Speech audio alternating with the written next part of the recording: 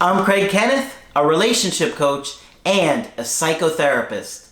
Every relationship is different and every breakup is different. Work with me and you'll get professional help on your situation. And if you're in no contact, focused on personal growth, my workbook series, The Knowledge, will help you make changes like you've never made before. Available now at AskCraig.net.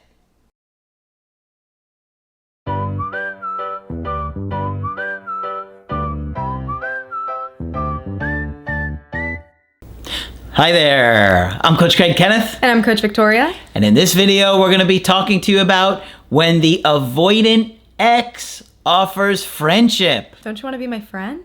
Stay friends. Let's just stay friends forever. Before we get into it, I did want to say that Craig and I are available for coaching sessions. So if that is something you're interested in, you can book on the website. Yep, and we can be friends. And we can be friends. This is something we see a lot.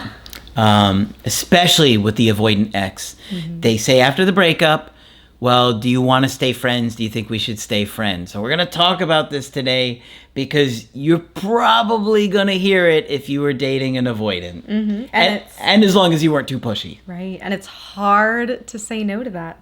You know, part of you is entertaining that thought. A part of you wants friendship because you think it's a little bit closer to a relationship than nothing at all. Mm-hmm. So we're going to get into it. Yep. This is a situation that benefits them because they're able to reach out to you when their need for space is satisfied. That's right. And they're able to have that space without the guilt of feeling like they're neglecting a partner. Mm-hmm. If the two of you are in a relationship and they need space, that's something that either forces them to distance, which typically causes their partner to have more anxiety, mm-hmm. to apply pressure on them, to be curious naturally, whether you're anxious or even secure. You know, this is what can happen when you have a distancer in a relationship. And so when you're just friends, you forego that responsibility of having to directly ask for space or deal with that type of a situation. That's right. Mm-hmm. But this is kind of like a win-loss scenario for you. Mm-hmm. They get what they want. You don't get what you want. Right. Right. And while friendships can be really deep, while friendships can be very rich, even with some exes, you know, mm-hmm. there's some situations where exes are a part of each other's lives for years. We know a couple in that situation ourselves. Yeah. And so that's something that can happen. You have to understand that that term friendship typically means there's no romantic exclusivity. Yeah. And that romantic component is probably something that you want. Yes. So yes. Consider that. Friendship, platonic. Relationship, romantic. They're taking away a major component of what you're looking for. Mm-hmm. And at the time when they say it to you, you might feel like you should agree to it. There are coaches that will tell you to stay friends with mm-hmm. your ex. That is not something I would personally tell you to do. I would not recommend settling for that because you're not being authentic with what you want. You're not being authentic with who you are, and you're kind of being fake, right? I'm pretending to be your friend to go along with this, to keep you in my life. Meanwhile, I'm trying to just weasel you into more than just friendship. Mm-hmm. It's a weak position to take, and it's kind of like a slimy position to take, right? Mm-hmm. Not to be authentic. I'd rather tell somebody, no, I can't do it. I can't be friends with you. It's not going to work for me. Call me if you change your mind. And let them feel the loss and see what it's like if they want to live life without me. Right. You're basically accepting a de-escalated place in their life. Mm-hmm. And while for some people, friendships are at the top. And typically in society, we really value our romantic relationships. Mm-hmm. So if this is the case for you and they are offering friendship, that probably also means seeing them less. However, sometimes one thing that we do see, especially with avoidance, is that they can be a lot more close and emotionally vulnerable with friends or people in this de-escalated place in their life. Sure. People who have just a level of distance. Maybe they're not as attached as a partner would be or as a caregiver would be, mm-hmm. but they can be more vulnerable with friends. So this can be confusing because you might be in this situation and your avoidant ex is offering you friendship and they're being very vulnerable. They're telling you things maybe that they haven't told you before. Mm-hmm. Maybe they're opening up emotionally. There's a pressure that's gone from them. Right.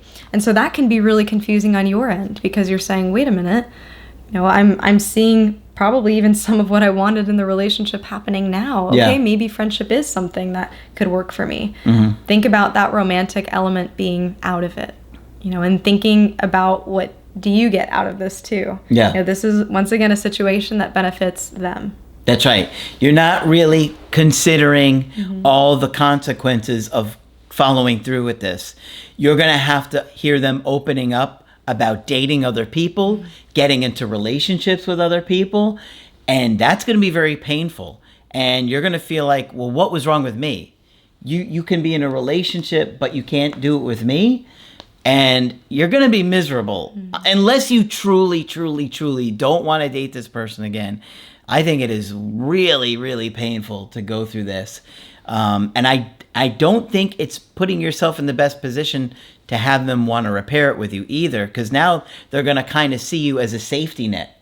I can go off and date all these other people, see how it goes with them, and if it doesn't work out, I come running back to you. They start to give you attention. You start to think, oh, well, maybe we're going to fix this again. But then it doesn't go anywhere, and they just disappear again. Right. And they can do that because you're agreeing to these terms. Right. And sometimes it isn't malicious. Sometimes it isn't intentionally trying to toy with your feelings, but it's a way that they feel comfortable and can kind of justify and rationalize that in their mind.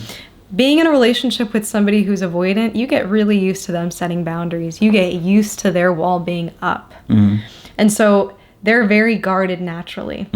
So when you feel powerless after a breakup, and they're saying, the only thing I'm willing to offer you is friendship, you might feel inclined to accept that just because you're so used to this person being guarded anyways. You're saying, okay, well, the most they'll give me is friendship. That's the perspective in which you're looking at it. You have to remind yourself that you also have authority in your life and how your relationships go. And that can include setting a boundary with your ex to say, friendship is actually not something that I want. You don't have to be willing to take whatever it is they're offering. Okay, so I just want to remind you, because many of you feel like, oh, well, my ex is just giving me friendship and I have to settle for this, or else I'm not going to see them, or else, this whole relationship's going to fall apart. That's not necessarily true. And this is something that we talk about a lot in our other videos also. When you're able to set a boundary and say, this is what I authentically want, this is what I desire in my life, people respect you more. You want to be with somebody who knows what they want, who can be decisive. And that's what you are showing them by saying, I'm not interested in a platonic relationship with you, especially if you have history, especially if you've been in a romantic relationship. It's difficult to make that shift. And you can make that clear to your ex at a certain point.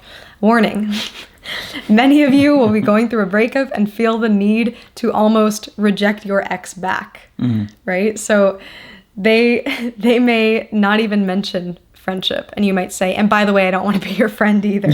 That's not what we're talking about, okay? We're talking about a situation where an avoidant ex is offering friendship and they're kind of acting towards you like a friend, and some time has passed, okay? It's tough because you want somebody in your life because you care about them, you want to see them, and sometimes you think, well, if we can start with that, we can turn things around. And there are some situations where you might want to agree to some type of friendship, like as long as they're willing to take things slow and they're understanding that you're wanting more than that eventually. That's by a unique case-by-case situation. Right. But overall, I would not recommend staying friends with somebody you want to be romantic with. It's telling them you're willing to accept things on their terms, that they can change the dynamic of the relationship. You're going to accept it. You're going to accept getting less than what you want.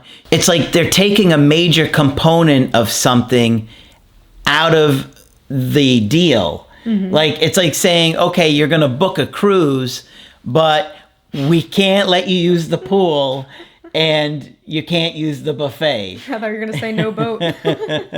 You can use the boat. But we can't guarantee you're going to make it to all the stops. You're like, what? I'm not going to settle for that. That's crazy. Why would I do that? Same thing with settling for friendship with an ex. And not only that, but you get to view all the other resort members, be able to use the pool. Yeah, they get to be on the boat, they get to be in the pool, and they get to eat the buffet. But you have to walk by and be like, Right. Right. So what we're saying is don't set yourself up for a situation that's not fair for you. You have to consider what's in it for you. Of course, there are certain cases where friendship is more common. We talk about this in some other videos too, such as small communities, small towns, LGBTQIA+, that's a mouthful, plus community is another one where we do see friendships after a breakup happen and can be successful. You also have to think practically. If this is somebody that you're going to be around, you still want to be cordial. We're not saying refuse friendship and be mean to them or, not be able to be in the same space. Yeah. We still want to encourage people to be friendly with their ex, especially if this is somebody that you're going to cross paths with often. Yeah, but you don't want to look like you're going to tolerate being breadcrumbed or that somebody can come in and out of your life and you're going to stay hooked on them. Meanwhile, they're going to feel free as a bird to do whatever they want, however they want, whenever they want. And every time they text you, you're like, oh my gosh, maybe they want to fix this. Yeah. So you're going to have to set a strong boundary if they're trying to push for that friendship. You don't have to do it right away. You can kind of ease into it. But if you're seeing that they're not willing to give more than friendship, you have to be able to say, look, I can't be friends with you. I care about you. If you change your mind, give me a call. Maybe I'll be single. Something along those lines. And then just leave them alone and let them sit with the decision. Don't allow them to dictate how this dynamic is going to change. They change the dynamic, and if you agree to those terms, then it's like a win-lose for that. They win, you lose. But if you now say, no, I'm not going for that dynamic, this is the new dynamic, now you are on more of a level playing field. Exactly. Right? You have to stand up for the things that you do want. And what we're talking about here is also attitude, is the way that you approach this, right? We want to get you to a place where you're more secure and not afraid to ask for what you want and not settle for things that you don't want out of fear. All right. Yep. A lot to think about, but we have other videos that go into this, but don't be surprised if your avoidant ex offers friendship, but think long and hard about the consequences that are going to come if you do. Exactly. All right, so hopefully this one's been helpful to you. If you want to get our help personally, you can do that on my website, askcraig.net. I do email coaching and I do Skype. Coach Victoria is also available for Skype coaching. I'm here whenever you'd like to chat. Just click on her name on the top of the website to schedule with her. But that's it for this video. I'm Coach Craig Kenneth. And I'm Coach Victoria. And we will talk with you soon.